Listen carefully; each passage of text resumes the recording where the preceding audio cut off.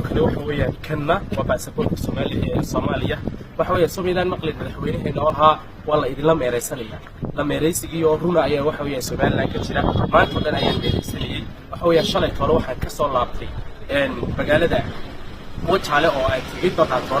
kadib ilaa iyo shalay waxa gaadhay Ethiopia waxa weeye Ethiopia maalin walba waxay nagu soo dhaxlayaan sidii sharci doonay gadaaysan waxa weeye sidaas lagu sii caydaa intaaba waxa kaaga dara safaaradan Soomaaliya Ethiopia halka ku taala Soomaaliland dhexdeeda sidaas banka Soomaaliland waxay tahay national ID Soomaaliland kan ila Soomaaliland ku nooshay sheeg Soomaaliland arkay in Soomaaliland ku noolay in Soomaaliland ku noolay xaqiiq ka garanaysa آخر الرسمي وحويان تطبق بواحد الحياة باسطور واحد قادر الحياة Soomaaliya قادر كاس الكنيسة وكاس حتى وحويان السيد والحري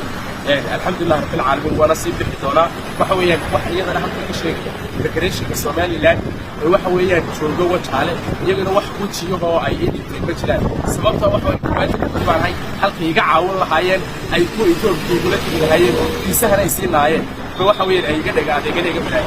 إثيوبيا فرق القرآن إثيوبيا فرق القرآن وحاسمية ويمر عاد إنك لو واحد إثيوبيا كنا جرى حلقة عسكرية يسرعوا ورينا إنك الحاكم سلطة يستخلص وحوي إنك هو حاسس قاعد واحد هو سنة نخاف قرينا أبين إنكم يسلس قال والبطل من حبشية وطلع من حاجة وطلع حاجة نبصي ضعفة كل حاجة نبصي ضعفة وهو يقدر تكون شقي كذا يا بيسوي يا وده بيسوي كلام إنك ماشي لما مرعامات بايعين بيسوي وحوي حاصل وحاصل الوقت بتاع وحوي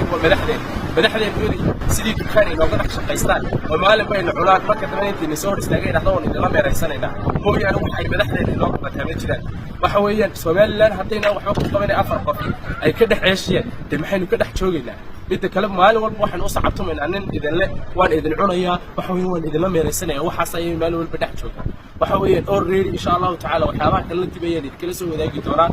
kala kulma hadda Wajaale laakiin waxa weeyaan xaqiiqada dhabta ah meesha taala waxa weeyaan sida aan hadda idin sheegayo